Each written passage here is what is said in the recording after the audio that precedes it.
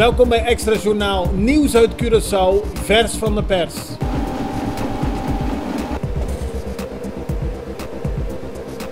En dit is het nieuws van vandaag. Zondagavond is een man overleden nadat hij een ongeluk had gehad met een slijptol. Dat gebeurde bij zijn huis aan de Santo Domingoweg in Buena Vista. De man is een zogenaamde pijpfitter en was bezig om in de tuin van zijn huis een onderdeel van een ijskast te zagen. Op een gegeven moment zou de slijptol zijn gebroken en is de man daardoor ernstig gewond geraakt aan zijn buik. Een toegesnelde ambulance kon niets meer voor de man doen. Op de vroege zaterdagochtend heeft de kustwacht een vaartuig met 2 personen aangehouden. De boot was op dat moment ongeveer 4 zeemijl van Curaçao verwijderd. Aan boord van het vaartuig zijn 157 balen met marihuana en 22 pakketten met cocaïne aangetroffen. Er werden 2 mannen aangehouden. Als gevolg van de aanhoudingen werden er later op de dag verschillende huiszoekingen verricht. Bij die huiszoekingen zijn onder meer wapens, scherpe kogels en een kogelvrije vest in beslag genomen. De verdachten zijn aangehouden en het onderzoek loopt verder. Afgelopen weekend vonden er verschillende overvallen plaats. Uit camerabeelden lijkt het erop dat 2 overvallen door dezelfde man zijn gepleegd. De eerste vond plaats bij Ronde Klip. Daar wist hij onder bedreiging van een pistool weg te komen met telefoonkaartjes en sterke drank. Later, bij een overval op de Santa Rosaweg, had hij weer een pistool bij zich.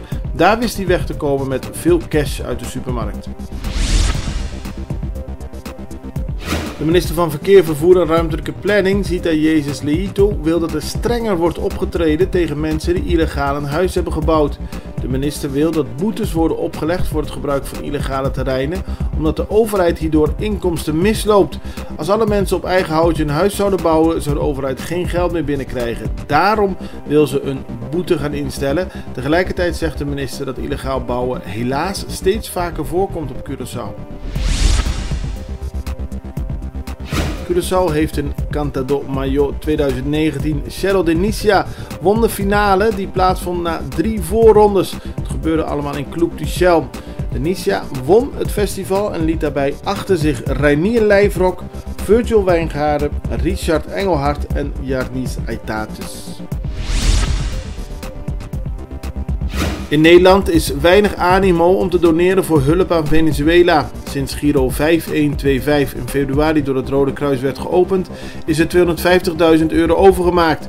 Volgens een woordvoerder van het Rode Kruis is dat extreem weinig in verhouding met andere inzamelingsacties. Ter vergelijking, voor de ramp met de orkaan in Mozambique is in binnen enkele weken bijna €2 miljoen gestort. Het Rode Kruis zegt trouwens wel toestemming te hebben gekregen om hulpgoederen Venezuela binnen te brengen.